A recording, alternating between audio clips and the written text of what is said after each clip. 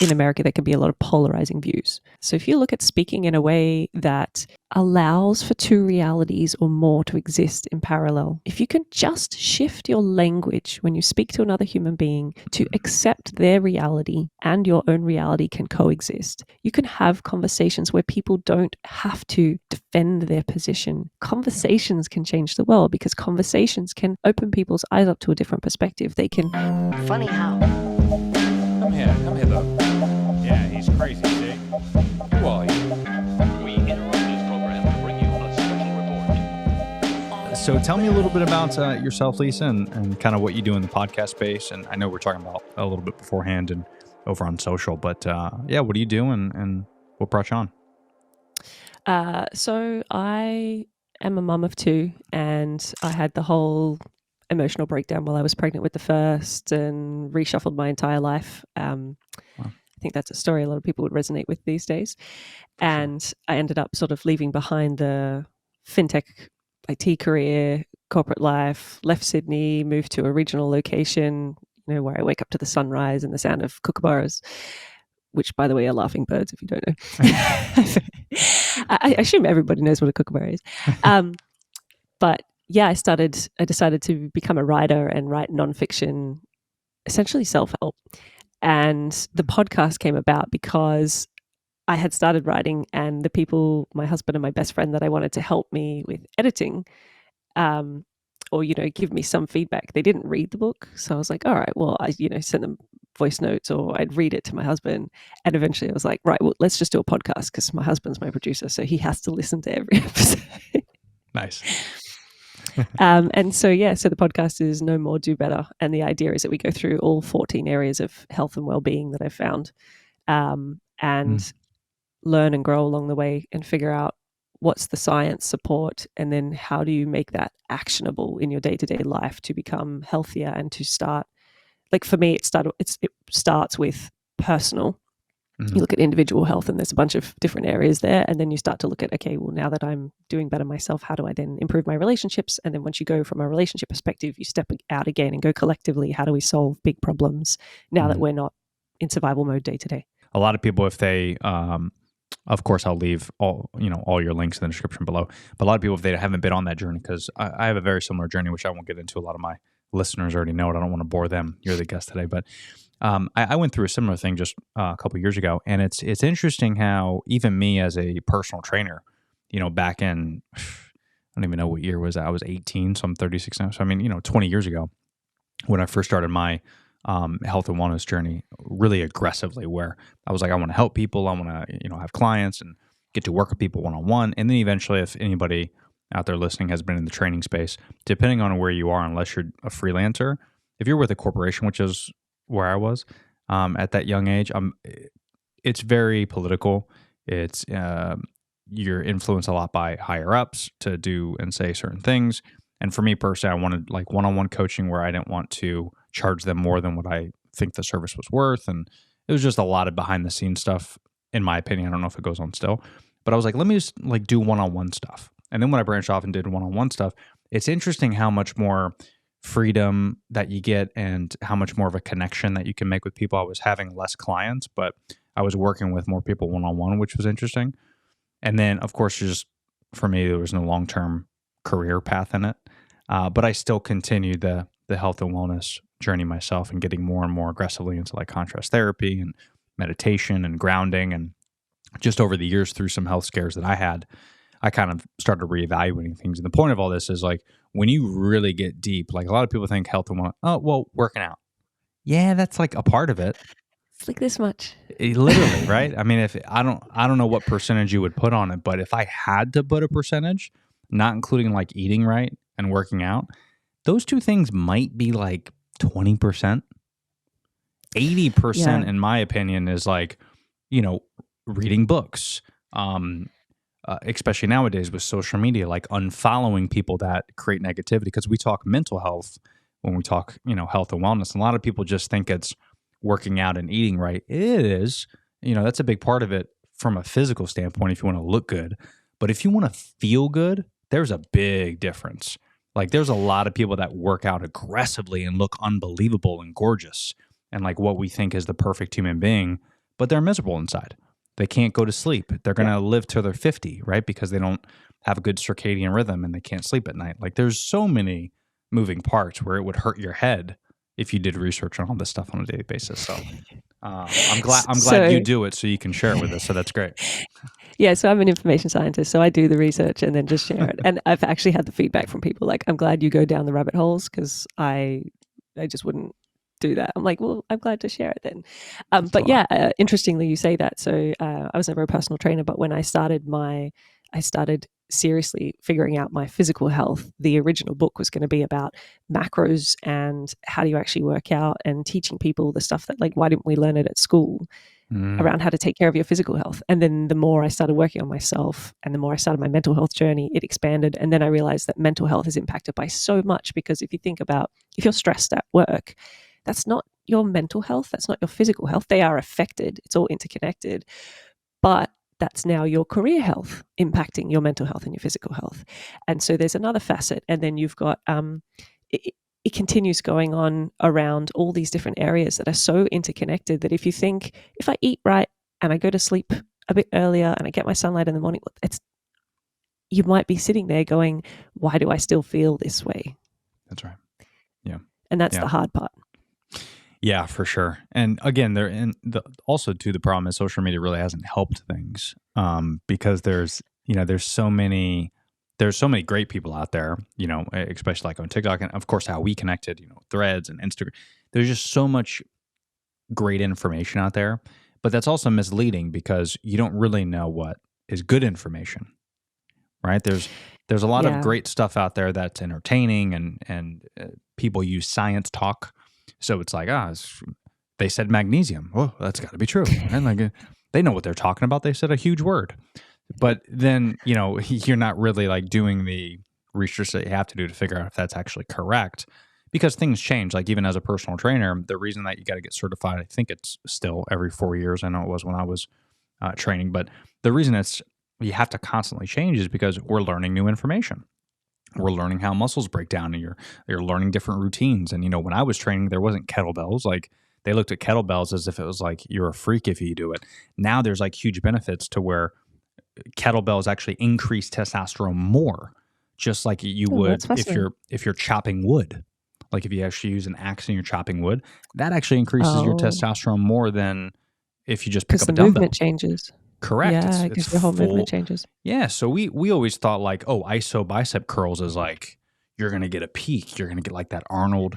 That's not necessarily true, because when you build muscle everywhere, you're building muscle in certain places. So it's just because you're doing a full body kettlebell or maybe like a kettlebell swing, you're actually engaging more muscles than you would through a bicep curl, and you're getting the same result, but now you're getting the results everywhere instead of one bicep. So it's like that type of stuff 20 years ago, we didn't even think to train our clients that way. So you're always learning this new information. And to your point earlier, it's hard to keep up with all that stuff because a lot of people spew nonsense, and they're just really good at spewing it. You know what I mean? Like, yeah. And your point about social media is important because I think a lot of people don't realize the echo chambers that they're in.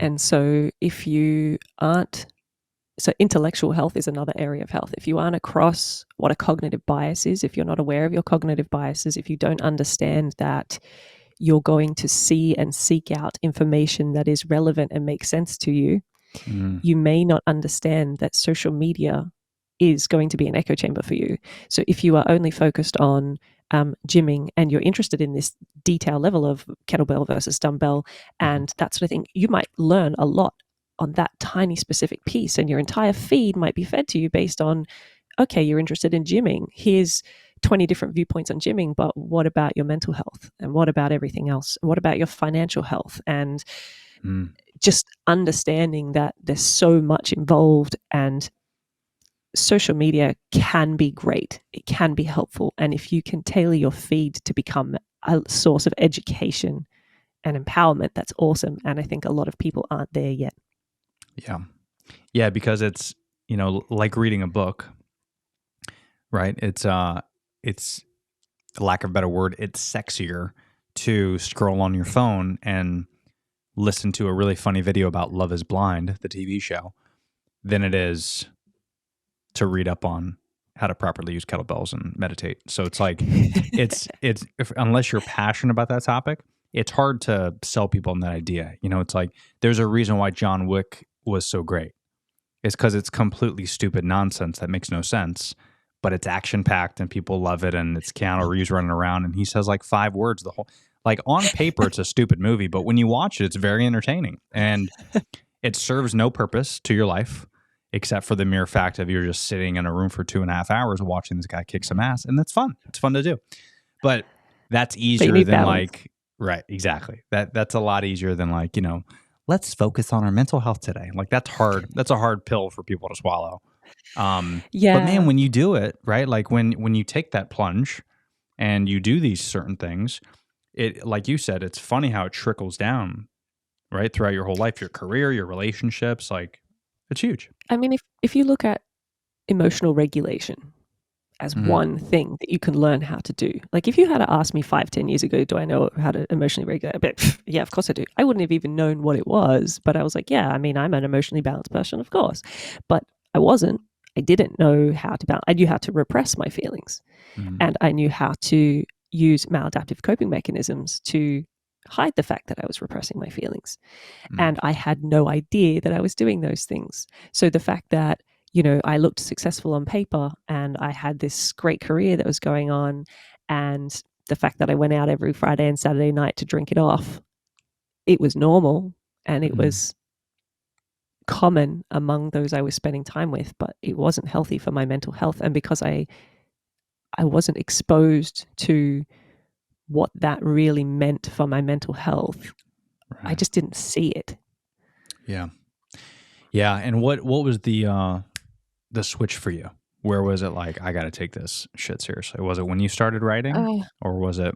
No, it was before that. It was, I was pregnant. I was about 8 months pregnant and I was working full time still. And all of my projects were in the red. And, you know, I was a senior project manager and a lot of the things, the reason that they were in the red was actually outside of my control. And it would, had I not been pregnant and emotionally overwhelmed, it probably would have been easier. Yeah. But I was stressing at work and it was like intense stress. You were at a corporate job? Sorry to interrupt. Yeah, sorry. I was at a corporate job Gotcha. in fintech. And so I was stressed, and I was so stressed to the point that I started looking at it going, what am I doing to my unborn baby? I want to be focusing on my child, not about this deadline and that project that can't get off the ground and that project over there that's demanding something that's unreasonable and this guy over here who can't talk to that person. You know, it just became this huge, I felt crushed underneath it. Yeah, big burden. Yeah. And then I went to a doctor because I was like, can you just give me a certificate to get a few days off work? Because like this is not a good place to be in. I don't want to turn up and just be in tears at work. And he suggested I see a psychologist.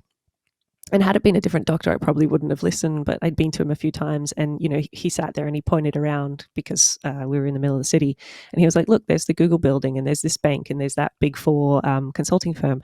Mostly what I deal with is anxiety and stress. And I was like, oh, okay. So I went and saw a psychologist and that was eye-opening because I learned that perfectionism wasn't, you know, a weakness that you mention in interviews. It's actually a mental health thing you need to deal with.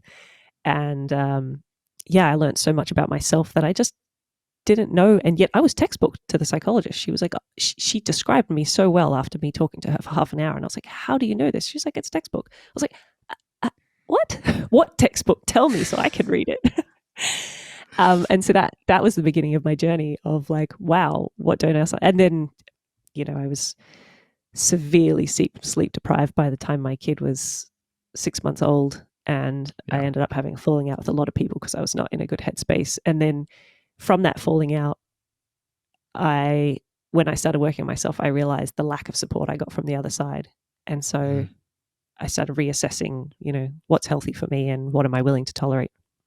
Yeah.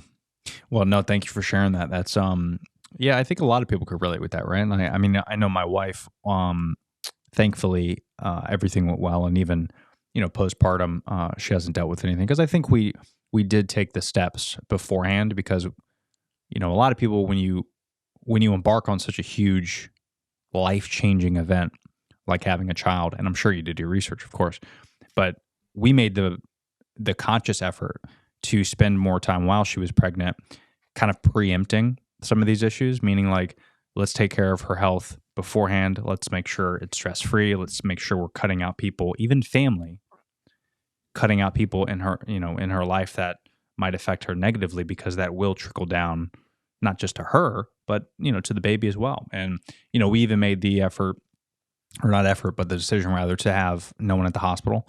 It was just kind of a choice of my wife, because she just wasn't, as you know, when you get to that point, you don't know how it's going to be. I think a lot of people have like this, this butterflies and rainbows, and everybody's at the hospital and they're all surrounded around like in the movies.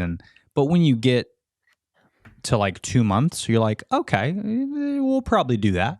We'll have everyone there. But then when she hit like 8.5 months, she's like, okay, this is how it's gonna go.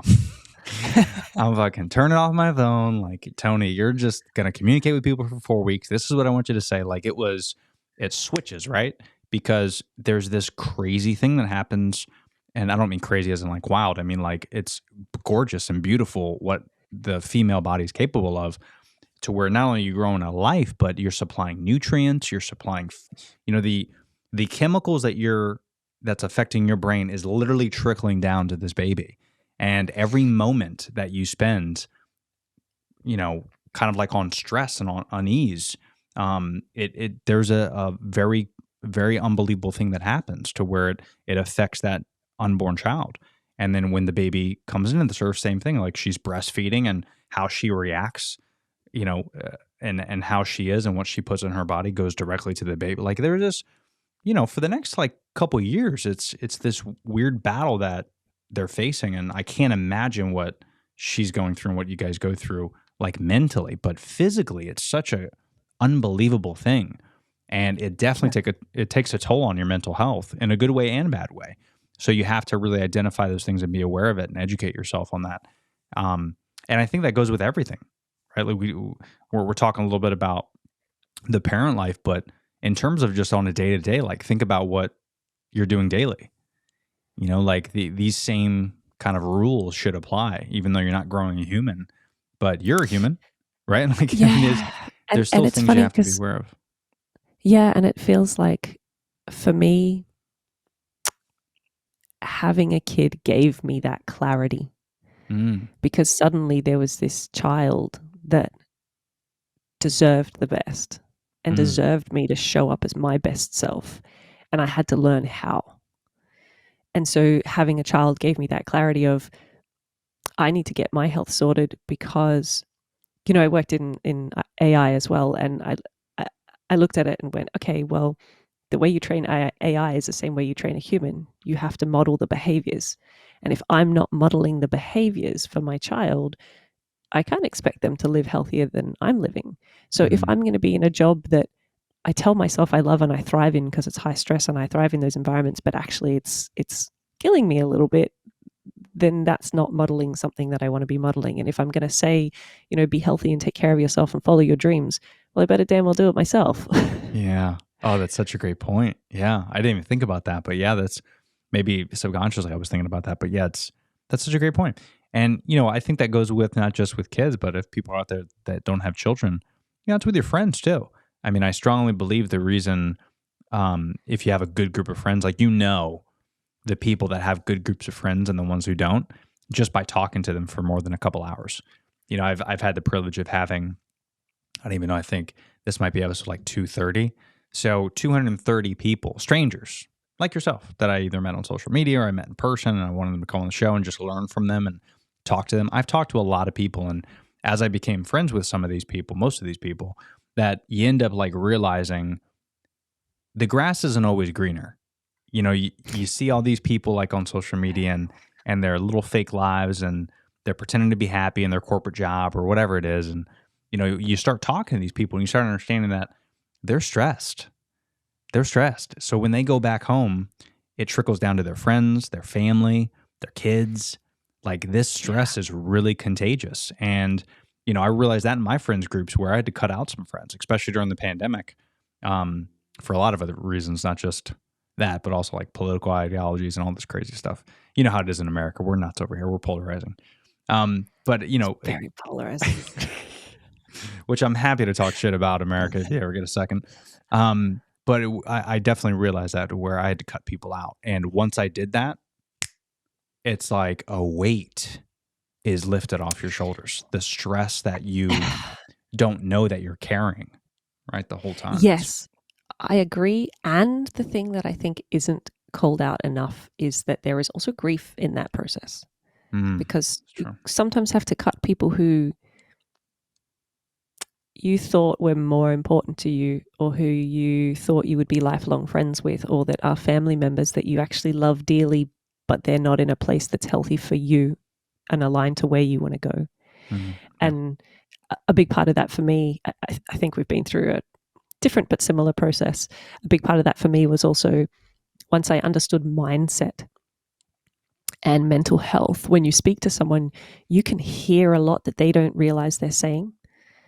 And that's hard because you see it and you can see the victim mindset, and you can see the limited beliefs, and you can see the stress, and you can see things that you want to help with. And if someone is receptive to being helped, great, happy to. Got a whole podcast, a book series, all that. But also sometimes people aren't, and you have to choose whether you're willing to put yourself around that mindset, knowing that it's going to impact you, or you're going to step away from a relationship that may actually be a relationship you think is important to you. You're 100% That part's right. hard. Yeah, I couldn't agree more. And, it's even more interesting when we do talk about this space. There's something laterally that happens, right? Like, I don't know how old you are. You don't have to tell me if you're Same more. age as you. Oh, you are? Okay. So 38, I realized like when I was like mid-30s. Oh, sorry. I thought you said 36 before. Oh, no, 38. Oh, okay. I'm 30. But I will think take I'm 35. 36. I will take it. But I realized that as I got older, there's definitely something to that as well. Some people are maybe older in their mind than they are physically. But I know when I was in my early 20s, none of this crossed my mind. Oh, not at all. You know what I mean? And Yeah. maybe it has something to do with all the information we are getting. Maybe we're getting more intelligent with certain things that maybe we didn't have access to. Maybe there's that. But maybe there also is like when you get 30, there's kind of this like pressure that you have to figure out everything, which is bullshit. But that's kind of the pressure that we get as Americans, to where we get pushed down this like crazy wild rabbit hole of like, okay, you're 30, great. You need to get married. You need to have kids. You need to buy a house. You need to do this. Like, You need to know what your life plan is and stick to it. you need to have a 401k and be in a corporate job for the rest of your life. Like, there's a plan that you have to follow. Now, again, I think with all the information we're getting, people are smarter now, where it's like, okay, that was in the 70s, not anymore. Like, that's not the case anymore. So I think there was a little bit of that, where as you get older, you're like, I only have 40 years left, right? Where if I'm lucky, I mean, the average age of retirement is 65, sure, but really how many 60 to 70-year-olds do you know? I mean, not even our president can walk around at 80. So it's like, I mean, you look at it, how active am I going to be at 70 or 80? So what's the process? What do I need to do for the next 30 years to really enjoy my life? Because if I'm in my 30s and I'm still hunkering down and I'm stressed out, and how long am I going to do that for? Am I going to be this job? Till, yeah, exactly. What's the end game? Like, So there's that you this can retire at 65 in do with what? medicine and unable to walk, and all burnt out relationships, and all the things that come with having prioritized a career that caused you internal stress constantly for 30 years, Exactly. 60 years, 50 years, how many years you do it. It's crazy. And, that's if you're lucky enough to have that job for that long. That too. I mean, I'm a product of, I got laid off during the pandemic twice, back to back. So, I mean, it was, That's brutal. oh, it was rough, man. And, both of them weren't really my fault. I mean, one of them, I guess you could argue, was my fault, but there was no warning. So it's not like I could work on it or critique it. It actually has to do with the podcast. Again, I won't bore people with it, but one of my jobs was, I was doing something for my podcast on my free time, and they said that I'm spending too much time doing that, and I got to pick. Ooh, And I go, that's a red flag. They don't get to choose what you do with your free time. And I go, I'm not doing anything that's violating any type of agreement or anything like that. And they said, okay, yeah, no worries. And then next thing I know, I'm on suspension, and they said I got to investigate. I got investigated for a couple other things. And technically, the contract, I had a lawyer look it over. Technically, they could fire me if I had a red shirt on, and they told me to wear green. Their contract is so tight like that it was pointless to fight it. But I think it was like some behind the scenes COVID vaccine stuff, because I refused to take the vaccine when we were supposed to. Not refuse, but I didn't think it was a big deal, and there was other people that didn't do it anyway. Turns out those other people got fired as well. So it's like, but for different things, not, because they can't fire for the COVID shot. So I think there was some behind the scenes stuff going on. So that was one. And then I was like, ugh, that was my dream job. What am I going to do? And then I found another job, paid better, way more freedom and flexibility, unbelievable team. And then after a year and a half, I got laid off there because they went bankrupt. Oh, that would hurt. Yeah. And that one, they laid off the whole company. So I didn't feel bad about that one, but I'm like, what is going on? So I realized then that was the moment that I was like, okay, I gotta focus on some stuff. And right when I started focusing on everything, they found a tumor in my lung. Oh, wow. During that time. And thank goodness it was benign. They removed it with no issues, but I still have, a third of my lung missing. And you say no issues, though. You still had to undergo major surgery for that. Oh yeah, it was brutal. Yeah. That's intense. Even if it's benign and, no issues, it's still major surgery. Yeah. Oh yeah. I mean, I still have nerve damage from my whole right side where I can't feel anything. This was about 2 years ago, is when it was done. So I'm still kind of slowly going through it. But yeah, it was extremely invasive, horrible surgery. It was the worst thing that I've dealt with probably in my life, I think. And then that's when I realized, I'm like, okay, I'm not going to work for anybody else. I'm going to do my own thing. Even if I'm making less money, I'm not going to be forced to do anything that I don't want to do because, what if there's another tumor? And what's the point? Yeah. Yeah. I mean, I'm going to spend all this time, and it turns out I get like another tumor in my other lung, and then God forbid that one is cancerous, and then I only have fucking a year left or 2 years left. I think I go with chemo. And so I spent all this time working at a job, and then they just fire. I'm like, fuck this. Like, I'm going to spend time with my wife. We're going to focus on family. Like, there's so much more when you get out of that space. And I think there's a level of like detoxing almost, where it's like, you don't just detox. You know what I mean? Like, you don't just detox from them. It's like you're detoxing from life. Where I think I think that detox is the important part around it's questioning the status quo.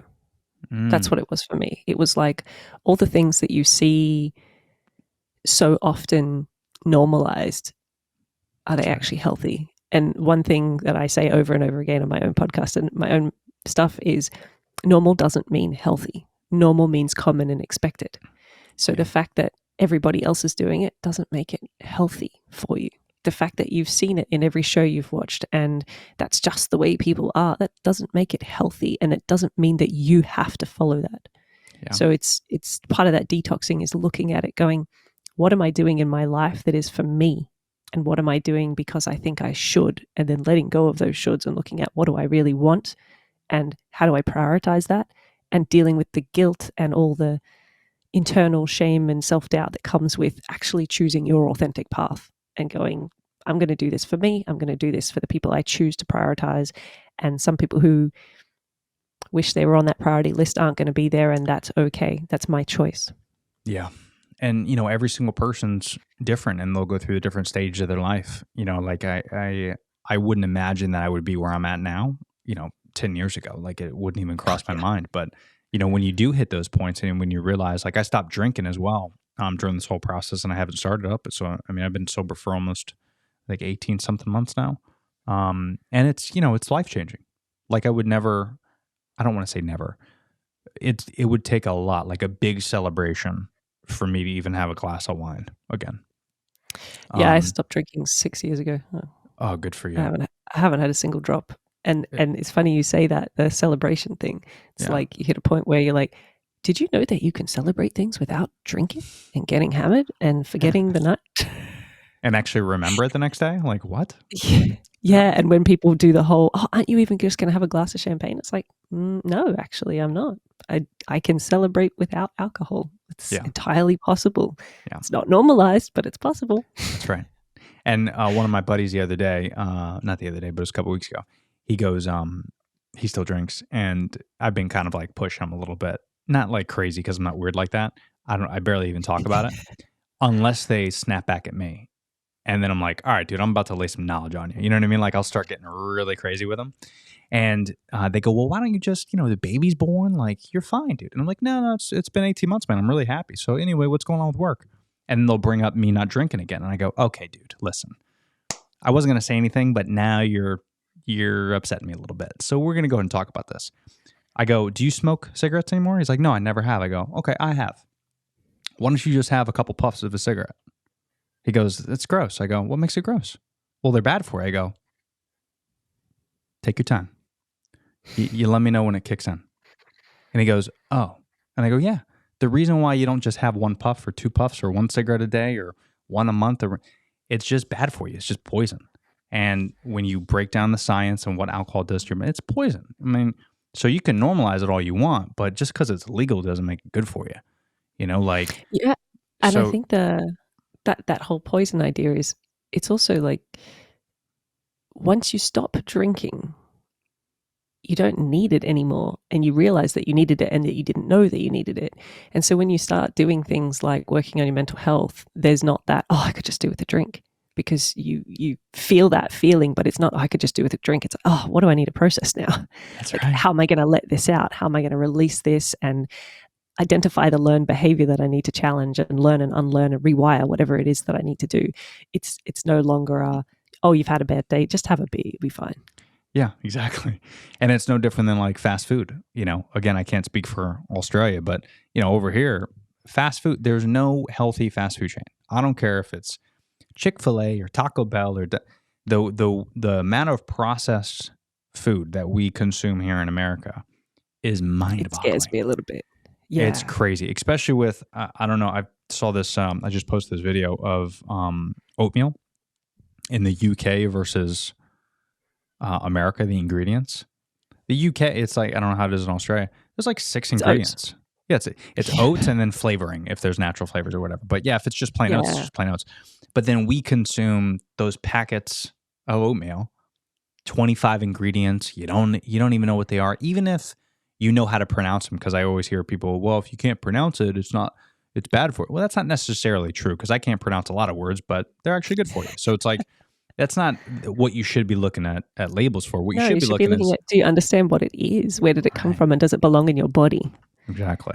So I have that issue with American processed food, because, like every now and then my husband will be like, oh, I really want a Pop-Tart. And when I say every now and then, I mean like, once a year, he'll be like, I want a Pop-Tart. And he'll get them. And I look at the ingredients, and because I have severe allergies, so I look at the ingredients of everything. And I'm like, what even is this stuff? And he looks at the ingredients. He's like, I'm just going to ignore it and have them, and I'm not going to buy them again. I'm like, okay, but like, what is that? Is that even food? Is it edible? No. Does it, like, what happens when it goes in your body? And that's the thing, right? What you eat, your cells use to regenerate. So you might think, oh, it's just fuel. But like, if you had a Ferrari, and then would you not question what food and what fuel you would put into your Ferrari? But when it comes to the human body, because we are so capable of survival, people think I'm fine because I'm alive. But no, you're not fine. Using less than optimal fuels to maintain your body is not fine. It's surviving. Yeah. And even like there's a great documentary called Super Size Me. Came out a while ago. Have you seen this? Yeah, years ago. Yeah, I always bring that up because for whatever reason, it got a lot of traction, but a lot of people don't. It still lives up to the day. It's like, why don't you eat McDonald's for every meal every day? And you have to ask yourself, would he feel like shit? Would he be in the huge health risk that he was in if you watch that whole documentary by the end of it? Because he was eating McDonald's every single day for, I think it was a year straight. And the doctor told him, he only did a month, didn't he? Was it only a month? I think it was a shorter time, and it was already that severe. It might have been a month. Maybe I'm thinking it's a year because it was so. Ago. Yeah, because it was so severe. Yeah, it probably felt like a year. Yeah, because a week in, he was already having issues because of the amount of sugar as well. That's right. It was noticeable. And So you have to ask yourself, like, okay, what if you eat a salad for breakfast, lunch, or dinner? Will that happen? As long as it's like a salad you make at home, not like a Chick-fil-A salad. But like if you make a healthy salad at home, will that happen? What about if you do whole grain oats? Just oats and blueberries and raspberries every single day for a month straight. You think that'll happen? The answer is no. So then just by using that logic alone, which is very simple fifth grader type shit, you should know that that stuff is bad for you. However, they're still the number one fast food chain on the planet. So that tells us we know the information and we're just choosing to ignore it. Like you said, where maybe it's satire that you don't eat fast food, or maybe it's just habit. Maybe it's because our parents took us to fast food chains. So now we have to bring our kids. Like there's this weird thing that we do, especially here in America, same thing with drinking, which is like we just cannot get out of the habit, and anything out of the habits that we take is like so strange. It's like people look at you like you're weird because you don't eat fast food. It's fascinating. yeah, I think the one realization was when you start your healthier journey, because everybody's healthier journey looks different, but when you start your own, the people around you that aren't on that journey, it's uncomfortable for them. That's right. That's a big learning, because you think, why does it affect you that I'm choosing not to drink? But inside they're feeling bad that, like, you know, it comes across as, oh, have a drink, why don't you join me, or let's go and, you know, eat, do whatever this unhealthy practice is that we used to do. And when you start saying no, it's like they take offense to it.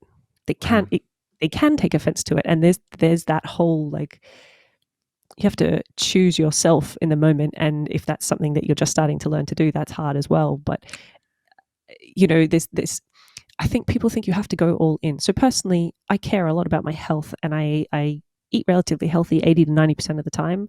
But you know what? I mean, I live regionally, so every now and then when we go past a McDonald's, because it's like, I don't know, there's a few in my state. But for me, I appreciate a company like that only from, one, I find their ability to, like, as a company, to create the same process around the entire world. I find that fascinating. As a company, that's fascinating. Yeah. But I appreciate that they, as a one company that will publish every single ingredient of their food. And so as somebody with food allergies, if I'm somewhere where I don't speak the language, or I can't get a clear view of what food is, I appreciate something like that as an alternative backup every now and then. But like if you're taking your family to McDonald's regularly, and by regularly I mean more than once a month, that's a lot. Yeah. Of what is that you're putting into your body. Yeah. Well, and in America, like again, I don't know the nutritional difference between Australian and here, but I could tell you it's not the same as America. I don't know what. So maybe it's I'm like, not sure if this is still true, Mhm. but while we're on the topic of McDonald's, my understanding a few years ago, and this is like 10-year-old information, so it could be out of date, don't quote me on it, but in Australia, we have strict rules around like quality meat, for example.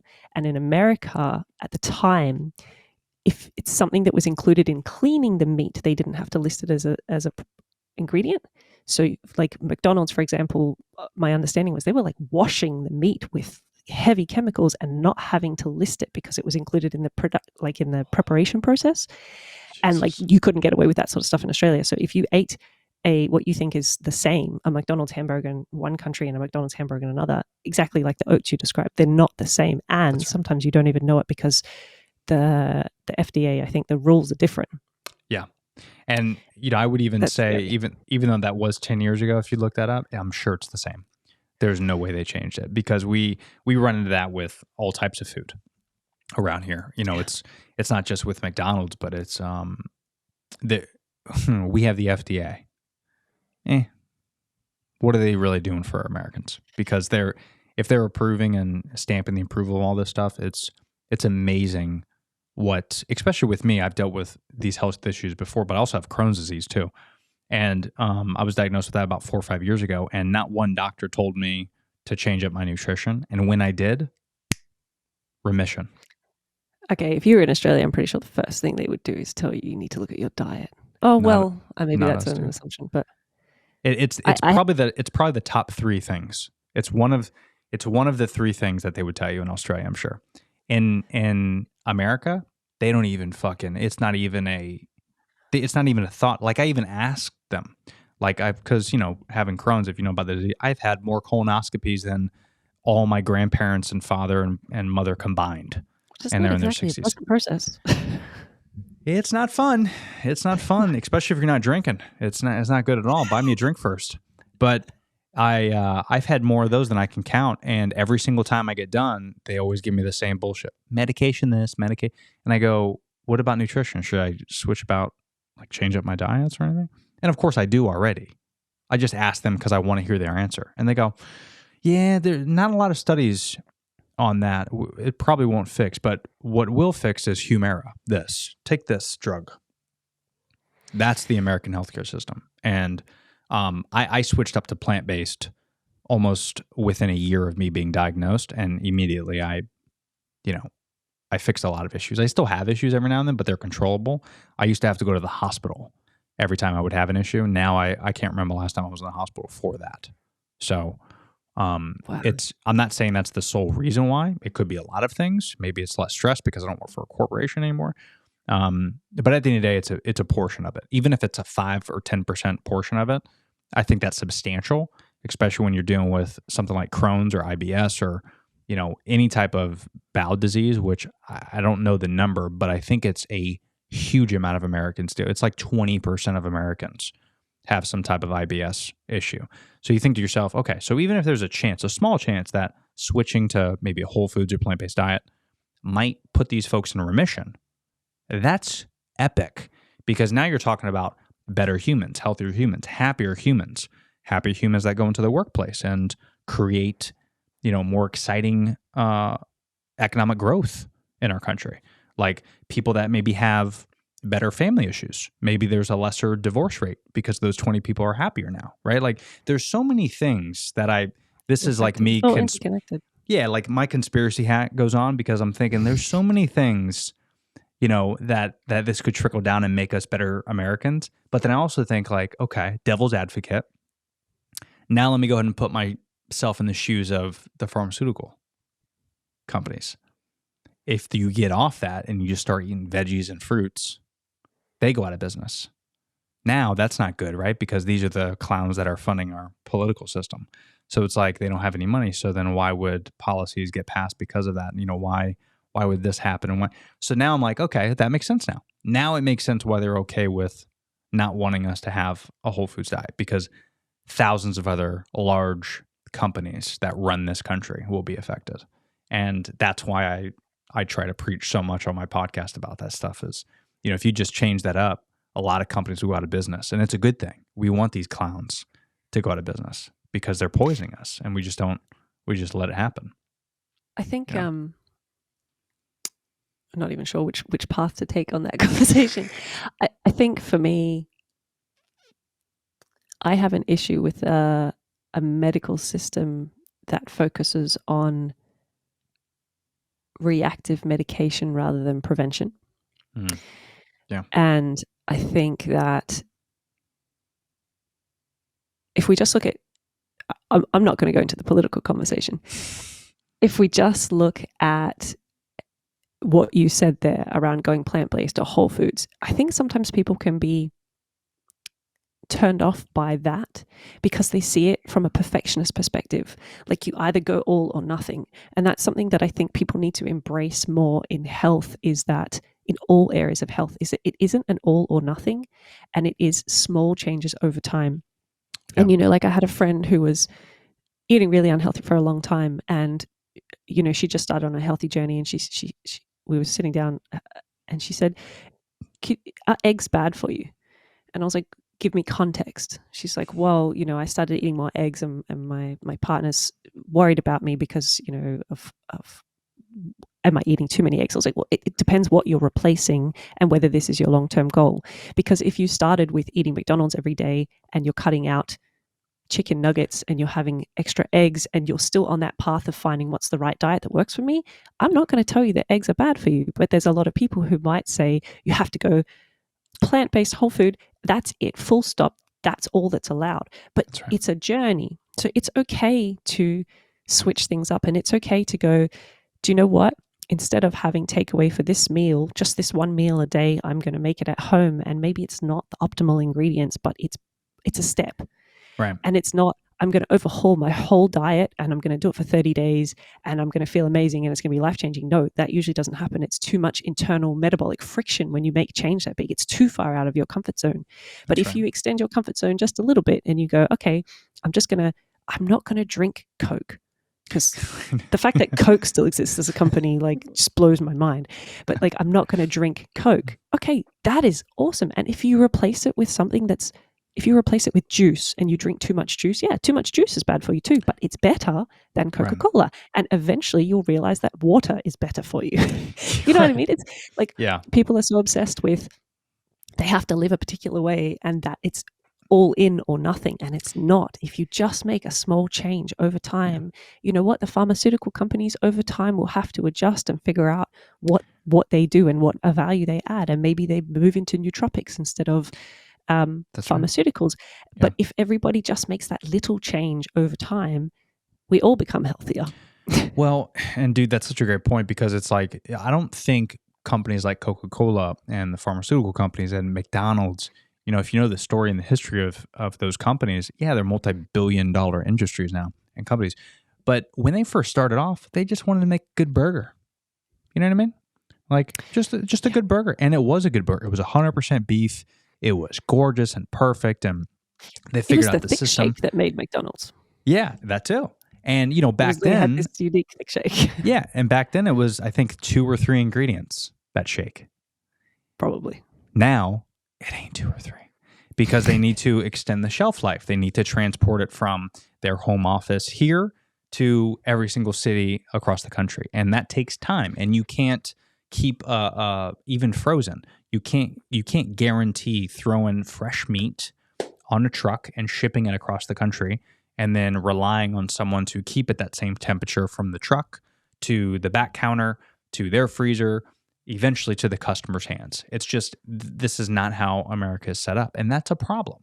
That's a problem, because we try to pump this. And I think, again, this is going back to when this stuff was first invented, and they're like, you know, if we just put this chemical in there, we can extend the shelf life. And now the consumer won't waste food anymore. It'll last like a week longer. So now they're not wasting food. This is going to be so great for so many American families. I think in the beginning it was like, they're doing us a favor. This is great. But then once the first study came out saying, ooh, this chemical kills people, and then the companies are like, wait a minute, we can't take the chemical out. Let me ask you, how long does it take for this chemical to kill people? And the doctor's like, ooh, it could take 20 years. And they're like, oh, then we're good. We're going to just keep it in. We're fine. Because, you know, they'll be dead by then. It's no big deal. There's no way to track it. Yeah, fine. And then eventually the dollar signs got way more important than the actual convenience and the health of the consumer. So I think a lot of these companies started off great, where they wanted to help us, and then eventually they got so much money. And this is true ever since we were founded, right? Like, ever since Americans came over here and took the land, that we realized that we're good. Let's take the land first, but, you know, let's marry into the couple. We'll be better off if we just mix and cohabitate and do everything. And then eventually we flat out just stole the land from the Native Americans, right? So this is exactly what we do. We go in with good intentions at first and realize, oh, there's a lot of money, there's a lot of land, there's a lot of this, there's a lot of that. And we get so greedy. And then we just take everything and then we ultra process it down so it's pennies on the dollar and we're just making more money. And, you know, from this rant, you're probably thinking, he doesn't live in America. No, I do. And I'm sorry for that long rant. But it's just, it's so funny because it's just, okay. You know, it's a wild topic, because there's so many things to unfold, and we're at the point of no return, unfortunately. I think there's just no way to fix this, regretfully.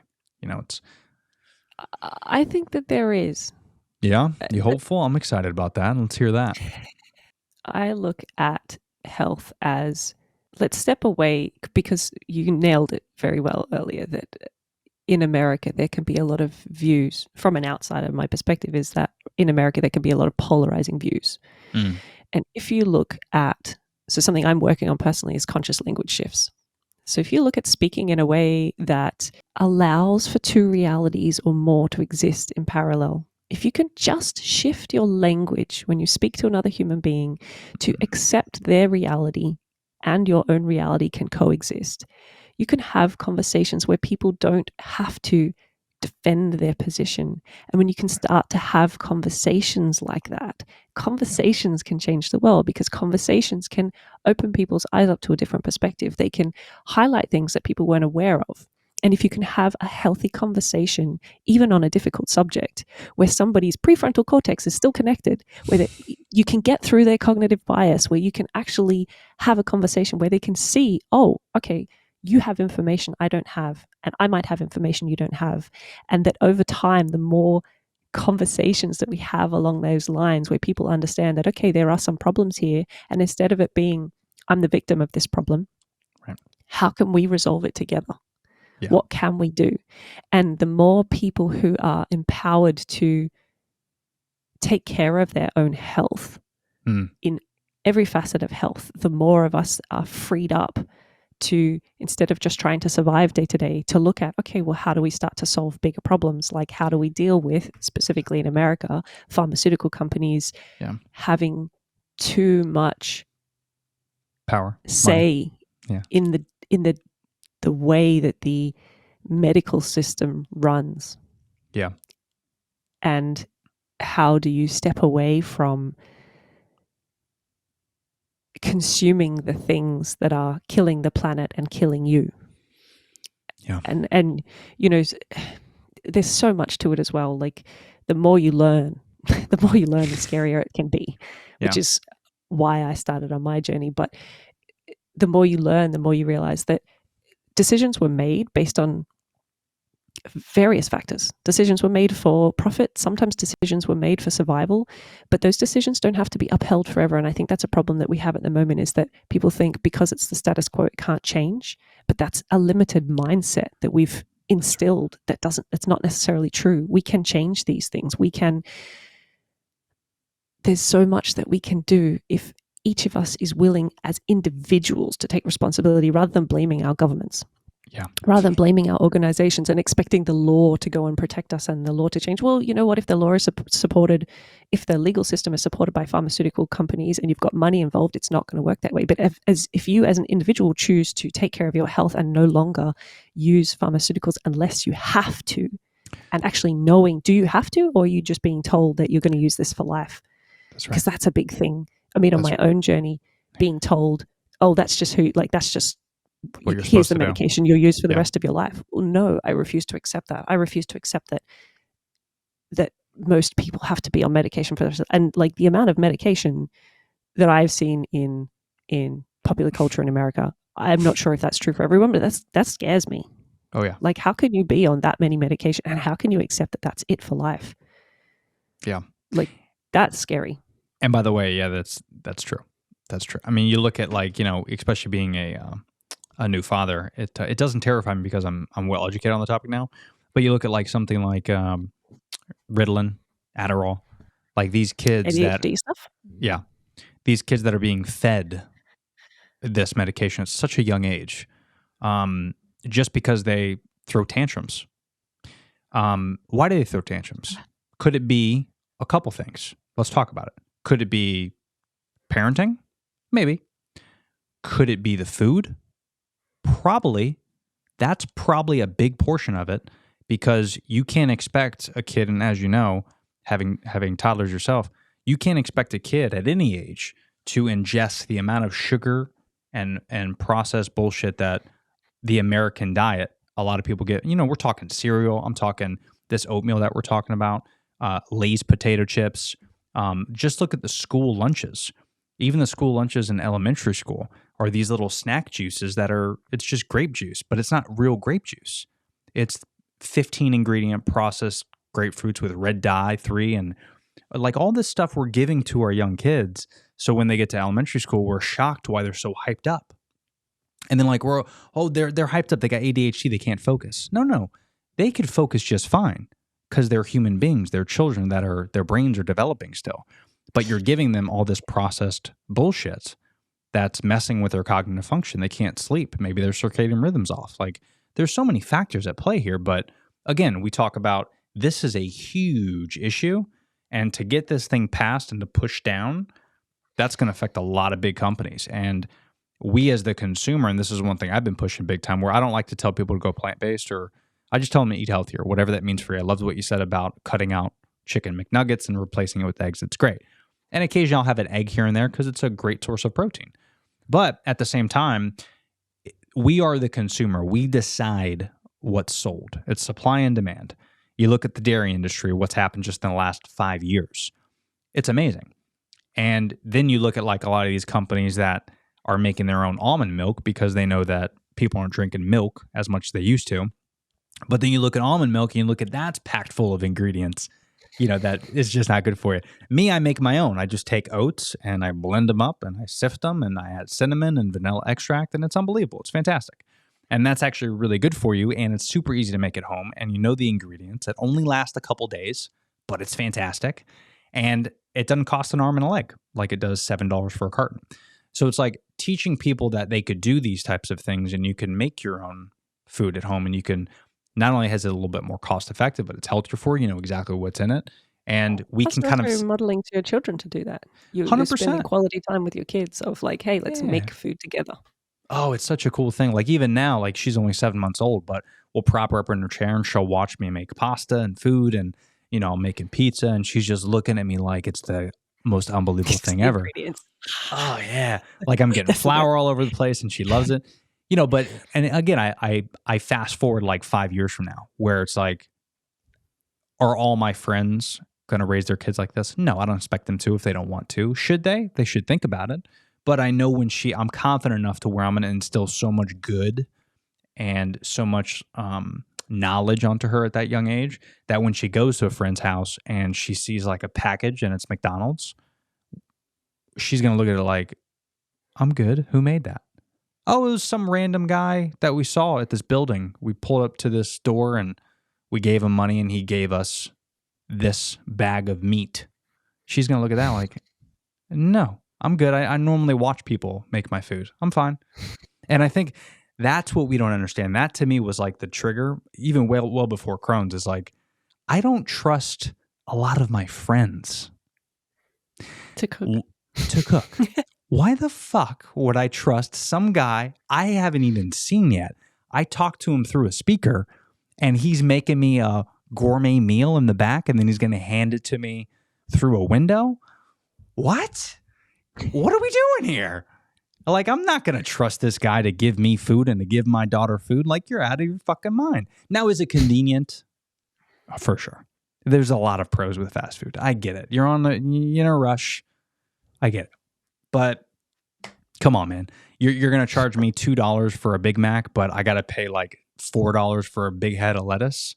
There's something wrong with the American culture. Like this, something is squirrely upstairs in the government that you're charging me way more for fresh food than you are a Big Mac. It's and that's what I mean.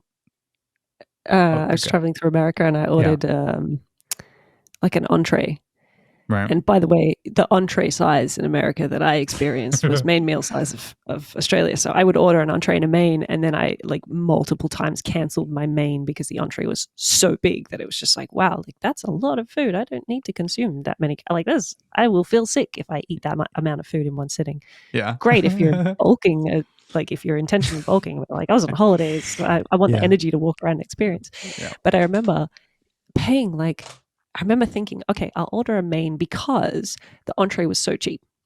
Yeah. I was like, it's not possible that the entree is going to be huge because it's so cheap. Like that just doesn't make sense. Right. And then it came out and it was this huge bowl of like calamari, crumbed and deep fried, right? And I just remember sitting there thinking like, how, for whatever price it was, is the fisherman living a good life? How are the people who are working at this restaurant living a good life? And I wasn't even looking at the quality of the food, like the content of the food yet. I was just looking at, for that price, who is living a good life? Because it seems like everybody in that process is going to be making barely anything, just enough to be able to live, to continue working.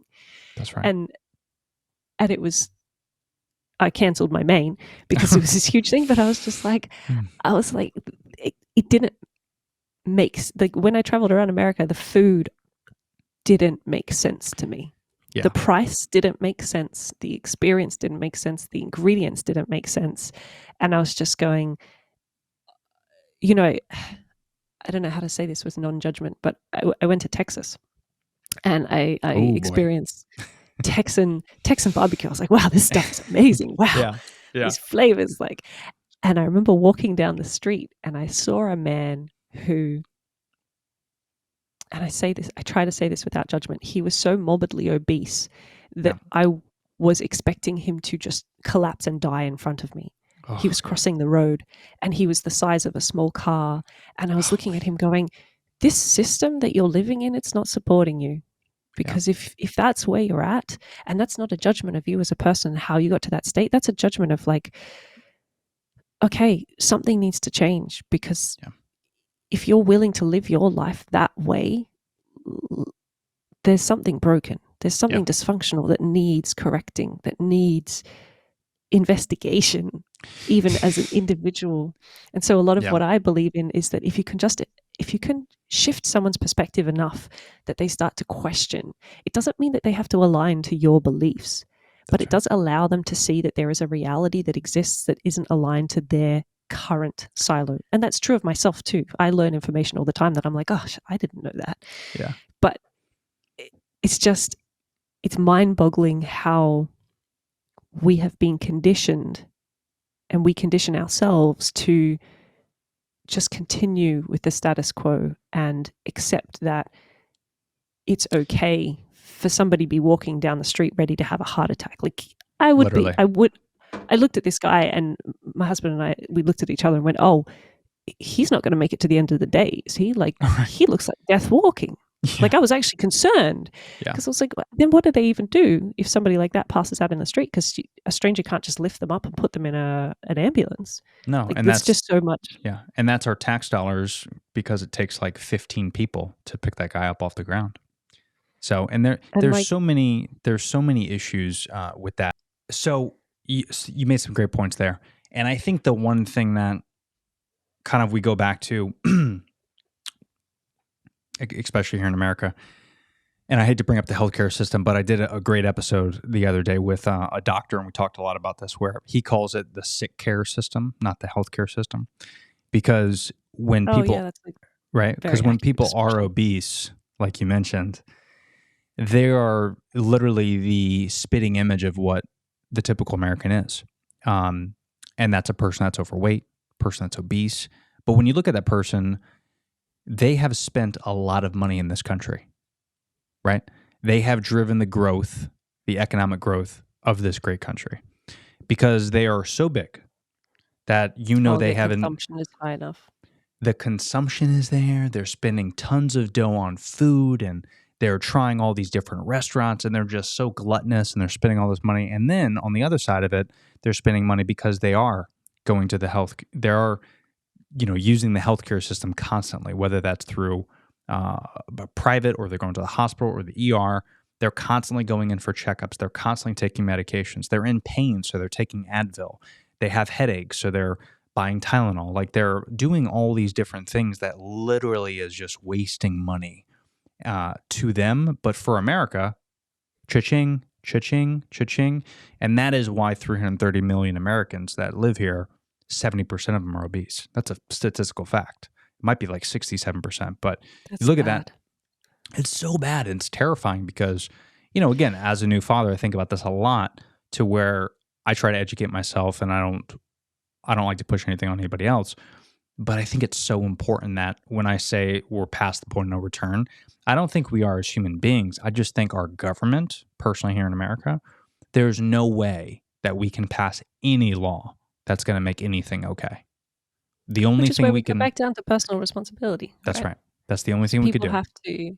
People have to choose what they consume and how they consume it. And I think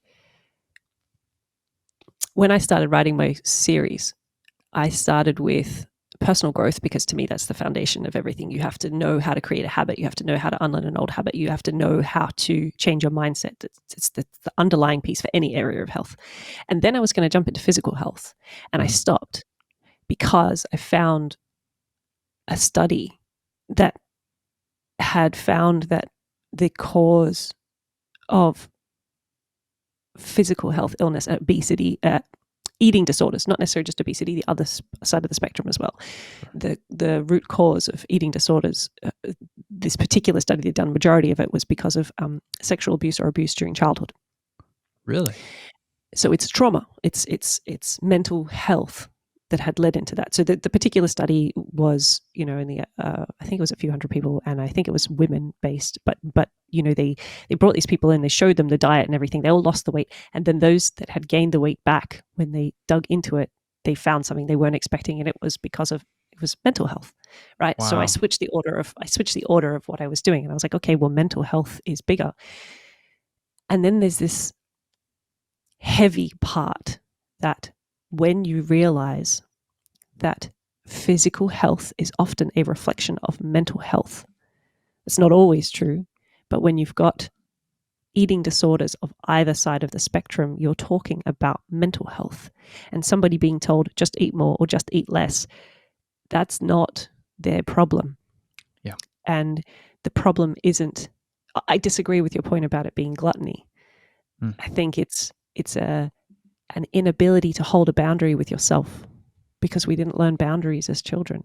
And so if you are told to do something,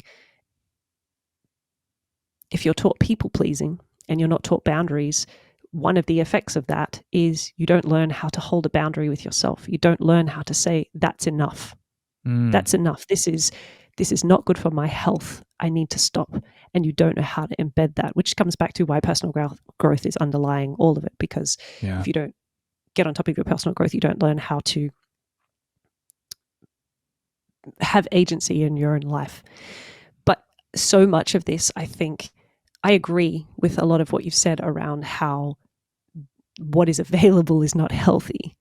And I also think that there's a lot of underlying mental health that is often swept under the rug, or not even a consideration in what did you just refer to it as? Sick care. Sick care, yeah. Because you're looking at symptoms, you're not looking at root cause. And even if you look at root cause, if you look at root cause as the food you could put into your mouth, well, why did you put that food into your mouth? Yeah. Why, when you knew it was bad? There's something going on up here that needs to be dealt with.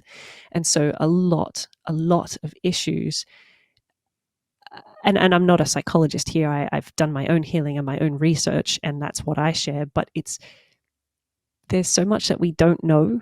And what a lot of people don't realize is your unknown unknowns can kill you, whether you realize it or not. You don't know what they are. And once you figure things out and you're like, oh, wow, that's really bad for my health, I would be better off not doing that, you can start to make changes. But if you don't open your mind to the possibility that you have an unknown unknown, Right. there's so much in there that you can't just take what you're fed in mass media and assume that that's healthy and that's going to be what's right for you, because there is money to be made in media, and everybody has a different opinion. So if you don't take responsibility for learning intellectual health, if you don't take responsibility for learning across all areas of your health, you're going to end up being the guy that's being talked about on a podcast that I'm pretty sure didn't make it to the end of the day. Yeah, he's definitely dead. And there's no way he was surviving. He was like, the color of his skin was, I had never seen a color of skin like that except in a hospital of somebody who was like in bed on their deathbed. Yeah, and it's all too normal here, unfortunately. And I think when when Americans visit other countries, they think, oh, it's so great over there and it's this and that and this. But then when they come back to America, they don't implement those same strategies. For example, I have a buddy that is from Italy. He now lives here in America, but he doesn't go out to eat. He cooks his own food and he tries to grow as much herbs as he can, at his place in Virginia. And he's been here 5 years and he's, still as healthy as what he was when he was in Italy. but it's when we kind of, and again, I think this is the back in 1776, right? When our nation here was founded in the United States. United States, I use that word loosely, as if we're all united and we all agree on something. That's funny. But when this originally was founded, it's fascinating because, again, I don't think long term that this was the plan, right? But we've kind of like, as Americans, we have this Ron Swanson mentality, which I don't know if you ever watch Parks and Recreation. It's a funny show, but he has this mentality. It's kind of like a joke, but he's very American. Like he eats steak and smokes cigars, and he doesn't care about his body, and he American freedom, and he preaches this, and he does it in a very funny way. And I love the show, and I love the character. But I think the point is, when we as Americans are told that something's bad for us, immediately and without hesitation, we go, I'll do what I want. I'm American. And there's this thing that was embedded in our head. Maybe it was 300 years ago. Maybe it was 100 years ago. I don't know. But there's something through propaganda, through corporations, something is embedded in our DNA now. And it's very hard to get out of, because I was in it for a while, where we just do not accept the fact that we should be doing something else than what we are doing now. You can't take it away. Guns, can't take it away. Where Fast in your food, schooling can't take it system away. is that? It doesn't exist. It doesn't exist. That's what's so funny about it is in America, we remove a lot of things. Like we pretend that slavery didn't exist. Now, can I tell you a story about that? That just please. Sorry, when you said No, go ahead. Yeah. When I was traveling through America, we went to New Orleans. I'll try and say it right. And we went to a plantation, and they had a little video, and you could go and see the plantation. It was interesting. It was part of a tour that we did, and we went and fed alligators. I don't think alligators are meant to eat marshmallows, just a side note. But it's definitely not good for them. But we went to this plantation that had this video that played, and it said, I'll never forget this. It said something. It had the number of slaves at this plantation, and the wording that was chosen was the number employed. They used the word employed to refer acknowledging to the slaves. that they acknowledged that they were slaves, and they used the word employed.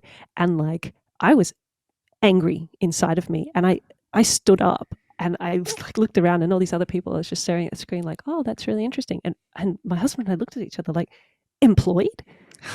We're talking about slave labor. We're talking about people who didn't have rights. You're going to use the word employed, which implies some kind of financial benefit, some kind of rights, at least some kind of agreement. No. And just that language alone, I was in shock. And then just to put icing on the cake I felt like I had stepped back in time. We went back into the main town of New Orleans, and somebody drove past on a Harley with a jacket with a swastika on the back. And I was just like, where am I? That's America. Where am I? Yeah. I was so dumbfounded. It felt like I had stepped back in time, like we had unlearnt history. And that's a very southern part of America. That Alabama, there's some pretty gnarly parts of this country for sure. I mean, you look at what Roe v. Wade, right? Like everything that was overturned, where a lot of these states now don't allow women to get abortions, and no matter what age, we are taking a step back in a lot of ways. And that's kind of the point is, they spend so much time focusing on all these issues, like women's rights, and now this whole transgender movement is sweeping the nation, and it's literally just destroying, in my opinion, destroying kind of even more of the equality that we have specifically with women. And as someone who now has a daughter, it's kind of terrifying because, our government has spent so much time pushing this specific agenda when really no one asked for it. No one asked for, again, whoever you are is fine. Whatever gender you are, like we didn't start this conversation. I didn't care if you were a man or woman. Doesn't matter. I just wanted to talk to you. So the fact that they're making this such a big problem, no one cares. I think if you line up 100 Americans and they ask about what's going on in the transgender community, people are going to be like, we don't care. It's not like they didn't have the right to vote. They had all the same rights as everyone else, but this is getting pushed and laws are getting passed in the favor of whatever political ideology you agree. And the reason I bring this up is it's interesting that this is very new, just in the last couple of years. But what has been around for 100 years is the poison that is getting fed to this country. And that doesn't get fixed. So our government looks at these two issues, right? Massively obese, 70% of our country is obese. We're intaking food that is horrible for us. It's been proven. It's been tested. It's not good for us at all. Let's not fix that issue. Let's make sure that everyone knows about trans men and trans women. That's more important. That to me is like, what? First of all, you could do both if you wanted to. Keep doing what you do. But the fact that no amount of time and energy gets pushed onto us eating right and being healthier, it's so fascinating to me. And that really opens up my eyes to where it's like, you got to look out for yourself. Because at least here in America, the taxpayer dollars, I mean, what is that going to? Is that going to feed our children and to make us healthier and to give us better health care? It's You guys not. have a very big military budget. Well, yeah, so much so that we give it to everybody else. It's almost Yeah, when it's I laughable. when I see anything to do with American budget, for whether you agree with it or not, it's a lot of Yeah. money that goes into military. Oh, it's tons. Yeah. Yeah. And not just tons that we spend here, but I mean, I think we gave $40 billion to Ukraine or something since that whole war started. It's crazy. And, again, I pick on America a lot because I live here now, but I don't want to live here forever. I just kind of have to, right? Because my family's here and I want to raise my daughter here in a place that, for now anyway, she has more freedom. But eventually we want to go to a place like maybe Italy. And I bring them up a lot on this podcast because my father's side is from Italy, but also they're the only country that recently passed where you're not allowed to process foods at all in the country. Did they? I didn't know Zero that. processed foods. So no, if it's processed, you can't have it. So like Coca-Cola, no. Or they have to change up the ingredients. Like there's specific things that, you can't sell in a store. So their grocery stores, it's not like in America. They're not allowed It's to have actually farm to plate. Yeah. So now again, I didn't know that. Italy is corrupt in 1,000 other different ways, but at least Well, they're there's no perfect system, right? correct. That was my point. There's no is- perfect system anywhere. So thinking Yeah. that you're going to find a perfect system, or thinking that you're going to vote a perfect system in, or thinking that somebody's right. going to come and build a perfect system, Yeah. it's not going to happen. No human is flawless. So That's we're right. all going to have a strong opinion Yeah. about one thing and not care about another. And that other thing we don't care about is going to be really important to somebody Yeah. else. And if we are looking for that perfect answer and thinking it's going to happen and thinking that our political views and our political associations are going to make it happen, it's still taking away from you as an individual, however many billion of us there are. If each That's right. individual took care of their health, Yeah. where could we be? And that to me is the most important. Like that's why I always bring up Italy on the show. That's what our main goal is to move there, but there's a lot of moving parts. But that to me is like the first step. Like if you could fix what people eat, that is a huge first step. And it's just so weird how that's not, like we don't even have the option. Like as Americans, again, we go back to, I think there's something in our DNA to where, let's say if just like an election year, we vote every 4 years here. So just like an election year, what if every 4 years we voted and we said, okay, out of the 330 million people here in America, we vote, should we allow processed foods into our country? Should you be able to buy XYZ businesses or XYZ ingredients, or, can we vote on that? I guarantee, knowing what we know now, a vast majority, more than the majority, would actually vote against all these companies that are making these processed foods and giving us these processed foods, because people are smart now. People understand. But the problem is it's convenient. It's better to save money and to buy these processed foods than to make your own food at home, because it takes time. And that time making food at home is time away from your job, which we're told as Americans you have to slave away from 9 to 5. and then you have to Taking continuously afford to open do up. all these things. So it's like, it's convenient because people don't think too far ahead. They don't think in 20 years, how is this going to affect my mental health? And I think that's kind of in part, I blame our government a little bit because they should look out for the citizens.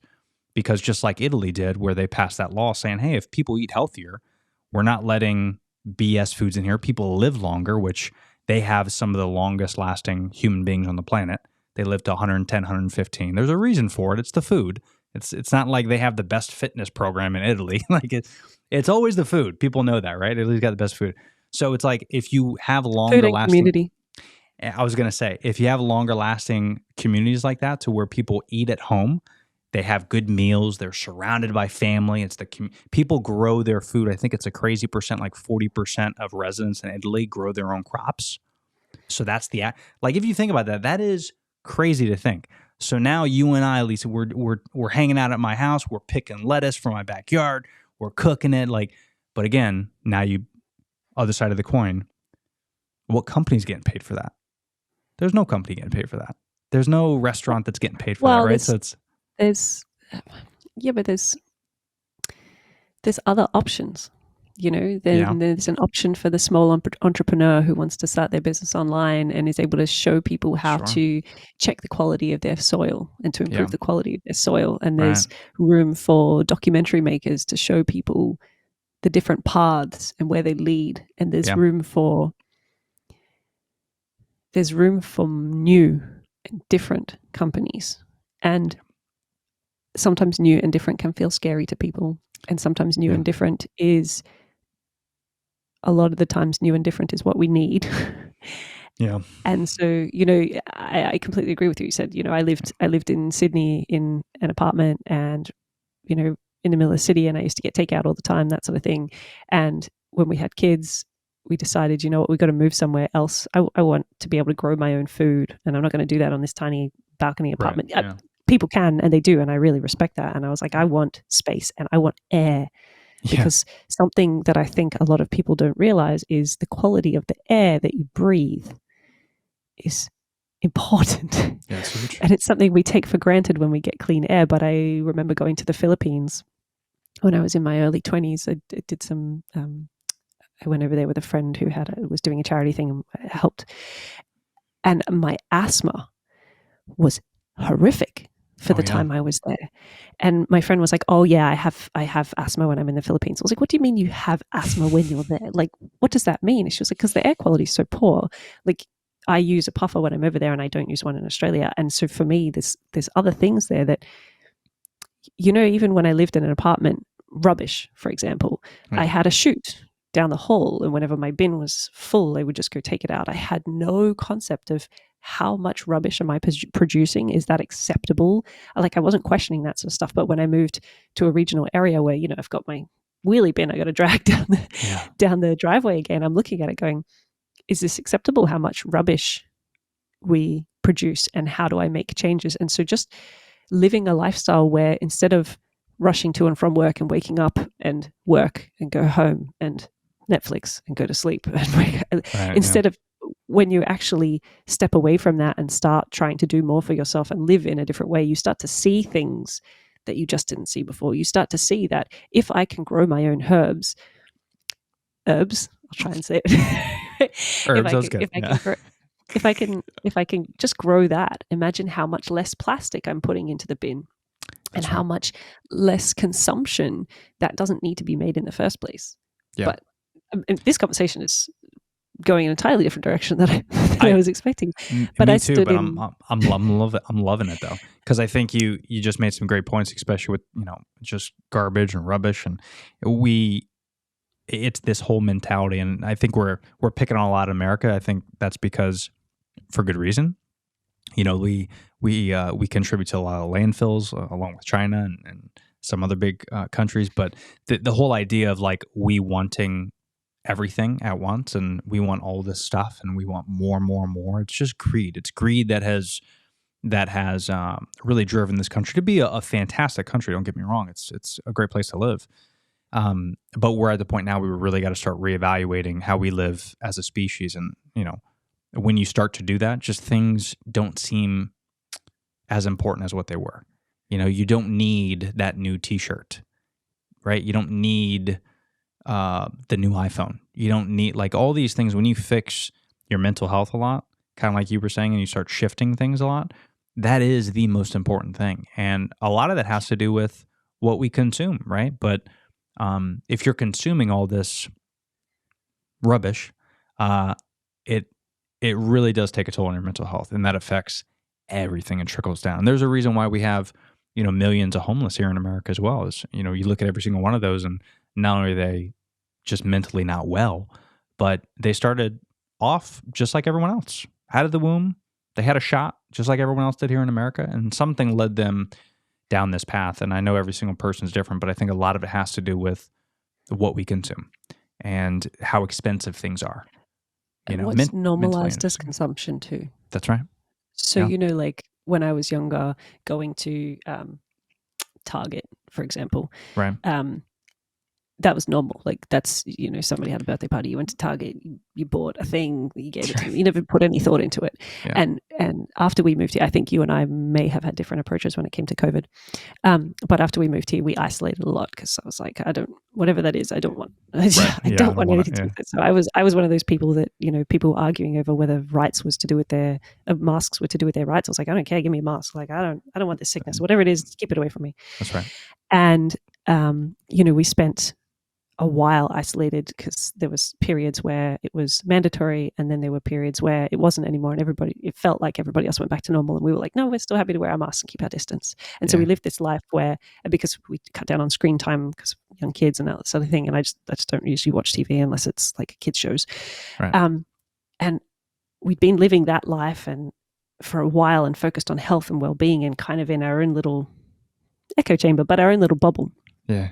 And then we decided, we went on a trip to go back to Sydney, and we stopped in Kmart in town because we don't have one locally here because we're regional now. But we stopped in Kmart because something to do for the girls. It was open 24/7. It was late and they weren't sleepy, so we went there. And I remember standing in this aisle of a shop I had been into many, many times before, and I stood there and I was like, "This stuff is already made." I'm standing in this aisle full of plastic shit, dolls that don't need to be made, right? Like the things that they're normalizing. And I'm standing there going, this stuff is already made. This is literally, I'm standing in an aisle of landfill. What are we doing? Yeah. So, it's supply and demand makes a big thing, but there's so much that is already being made on the assumption that there will be consumerism. And so then we create sales and marketing around it to ensure that it gets bought. Like I was That's just terrifying, and I had this existential crisis standing there going, this is all landfill. This is all destroying the planet. And it's wrapped in more plastic. That's more landfill. And wow. Like I was just standing there dumbfounded because, how many times have you walked into a store like that and just thought, I'll just buy this thing, and you end up with 10 things that you didn't need. Like one, what a waste of money, and two, you didn't need it, and three, like just embrace minimalism a little bit. But I was standing there going, wow, these are things I had never considered before. But it wasn't until I removed myself from that life that I saw it in a different light. And it was eye-opening. And there's so much that once you start a healthier journey and you start looking at how do I get on top of my mental health and my physical health, you start to see things that have always been in front of you, but you didn't see them with that perspective before. And that can be breathtaking in a beautiful way at times, the things that you can see, and also scary as hell at other times. Yeah, definitely at first. It's interesting how you put it, because I never thought about that, but I've had that thought before, just never inside a store. But yeah, when you go inside it, it's already made. So no matter what, if someone buys it or they discontinue it, it's ended up in a landfill. It's going to end up in landfill. Whether somebody plays with it for a year first or they don't, it's going to end up in landfill. Which is terrifying. And one thing that I told myself, I'm going to try to teach my daughter this as best I can, but I'm going to have to battle all the other parents that might not agree with this ideology. But it's kind of a stoic way of thinking, but I remember reading it somewhere. I wish I can give credit to the person, but they said every single thing that you have takes a journey. every single piece of whatever you have, even food, it takes a journey, and the journey ends the exact same way for everything. It's the landfill. And then I started breaking it down, and I'm like, okay, so, but what about this t-shirt that I'm wearing right now? That's going to end up in a landfill. It might be a year from now or 15 years from now, but it's a process. It's a journey. And I buy it from the store. I wear it. I put it in my closet. Then eventually maybe it has a rip, or I outgrow it. It'll end up maybe in the attic. And I'll say, I'll wear it eventually. I don't. So then it's going to end up in the trash. Then from the trash, it goes to the landfill. Then the landfill, it gets broken down. And then you think about that and you're like, so if that's with everything, then what do I really need? Because eventually I'm going to throw away everything. So then what am I buying all this stuff for? That's only looking at the end of the process, right? Look at the beginning of the journey. Where was that made, and who was involved in making it, and what rights are they being denied, and what damage is the creation of that fast fashion t-shirt that started and destroyed a town. Not saying that all clothes are that way, but of course, it's. But even our phones. I mean, you know how we get cobalt and the batteries from our electric vehicles and our cell phones. It's being mined by people that don't even get paid. iPhone has been scrutinized numerous times and still hasn't changed things. But that's just how us dumb Americans need to have our cool things, is we need other countries to do it for us for barely any dollars. And these large corporations are going to make a huge penny off it. But, we know this stuff, right? Like it's common knowledge, like whether it's a podcaster you heard about it or someone on the TV or a news source or a journalist, like we know this. We know slavery is not dead in the world. Slaves do exist, and they are making us things that we wear and use, but we turn the other way. And again, that's where I kind of go back to, it's funny how we know this and we do turn a cheek. So why do we do it? Is it because we just don't want to admit it to ourselves and we really like that stuff? Probably, but then why do we like this stuff? And I think you nailed it. These companies just are really good at marketing. That's it. They're just really good at making us want it so much, and it's embedded into our DNA for so many years. And like alcohol, it's so hard to break, because I think the hardest reason why people stop drinking, A, because they're addicted and they don't know it. They're literally alcoholics, but they're just in denial. But then B, it's because it's in every single TV show, every single movie.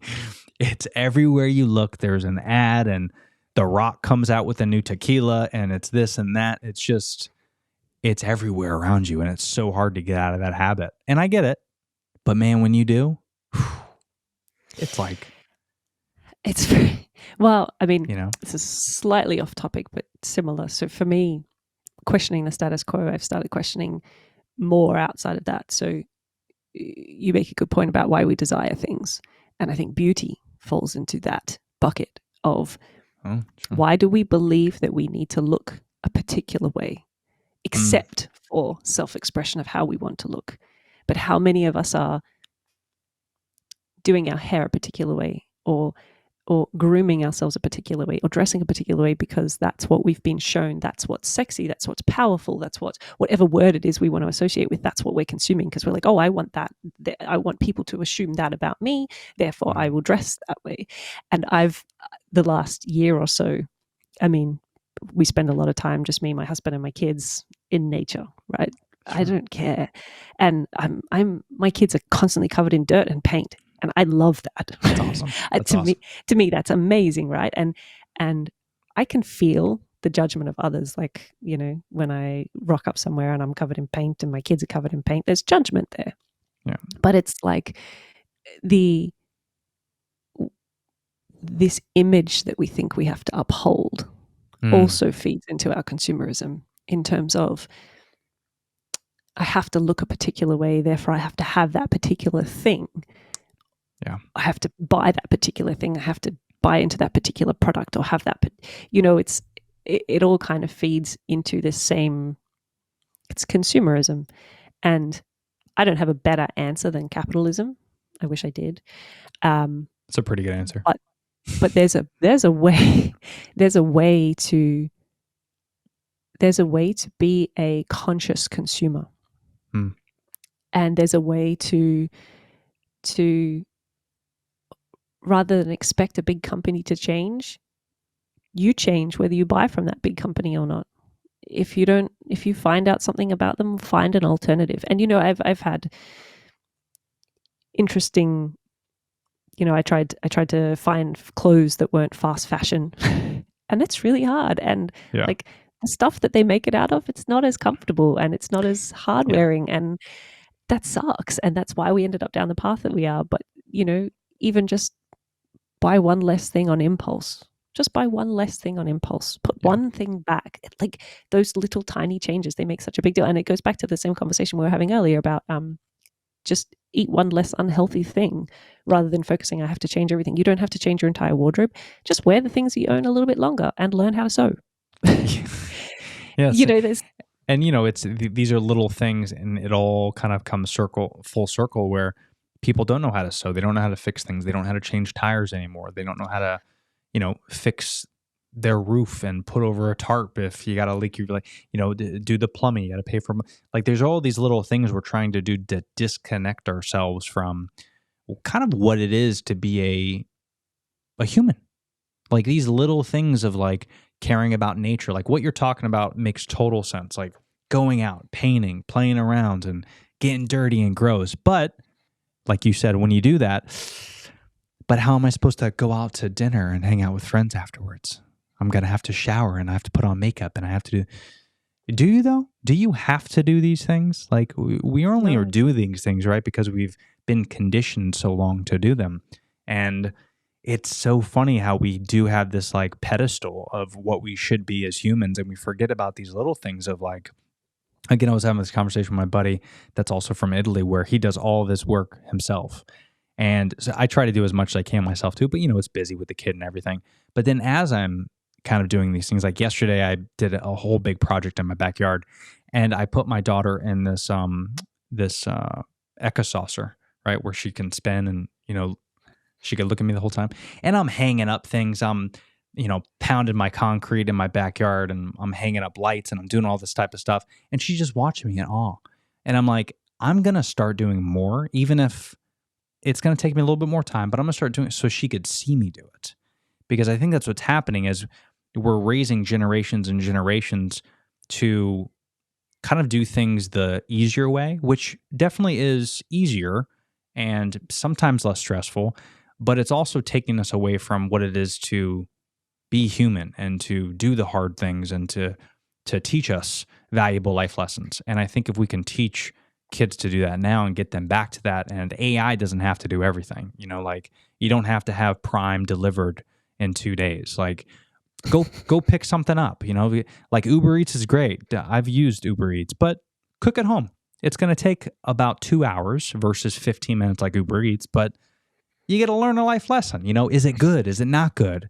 Do I cut my finger in the process and then I have to recook the meal because there's blood everywhere? Like these are all things that it doesn't sound as good as from personal experience. Right. Yeah, I am. It happened like 4 weeks ago, but it's not as good as Uber Eats. But there's a lot of life lessons and there's a lot of fun things to do. What you say there reminds me of the idea of pick your hard. And I wish I knew who to credit for it, but I saw it a while ago. But it's pick your hard. So you use the term easy. It's easier. But what's your definition of easy, right? Because it's hard to start eating healthier, but it's also hard to be sick from eating poorly. It's hard to start cooking at home, but it's also hard to accept the damage to the planet and to your lifestyle and all those things when you eat too much fast food. It's hard to start gymming. It's also hard to live unfit and unable to take care of yourself physically, to stand up and go to the toilet, for example. That, like, to me, you need to be able to go to the toilet. And I don't mean to be ableist there. There are people who will need assistance and that sort of thing. Of course. What I'm talking about is the average person that is capable of exercising to get themselves to the toilet and don't. Because they're so choosing. You pick your hard, but you don't, whether you do it consciously or not, you are picking. Yeah. And so when you say something's easier, define easy, and is it easy now and harder longer term? That's right. Yeah. Because that makes a big difference. Yeah. Pick your hard. Oh, that's great. I love that. Yeah. Yeah. Well, not for nothing. I think that's a great way to end it, Lisa. That's Pick great your because heart. pick your hard, kiddos. But listen, this was an hour and 40 minutes. So sorry if it went longer than I thought, but I really enjoyed this. It was a great conversation. It went 1,000 different ways, which is why I love doing this podcast. There's not one podcast episode that I do that doesn't go 1,000 ways. So this was perfect. That's how my thoughts work. That's exactly how mine works. So it worked out well. And I think my listeners will really appreciate it because it's always good to go off in these different conversations. So if you can, let everyone know. Again, I'm going to leave, for people just listening, I'm going to leave everything in the description below. But Lisa, give us a shout where they could find you, your show, your site, all that jazz. Yep. So the podcast is called No More Do Better. It's on Spotify and Apple, if you're an Apple fan. The book series is in progress. It's the Healthier series. Right now, if you're a parent, I've got Beyond Reactions, Nurturing and Emotionally Intelligent and Limitless Generation Through Conscious Parenting. And the personal growth stuff is currently in editing, so that'll be out this year.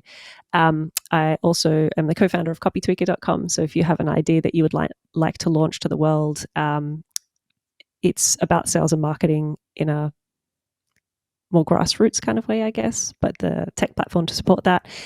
And you can find me, I'm more active at the moment on Threads at Lisa Reid, or you can find me on Instagram with the same handle as well. But yeah, for me, if you're interested in knowing more and doing better and taking a healthier path across any area of health, then come find me. I love it. Lisa, this was great. Thank you so much for the time and for waking up early for this. I appreciate you. And yeah, let's do this again. This was fun. We could probably go for another couple hours. So I'm sure we could fill an entire podcast of its own with our conversations. It was lovely to meet you.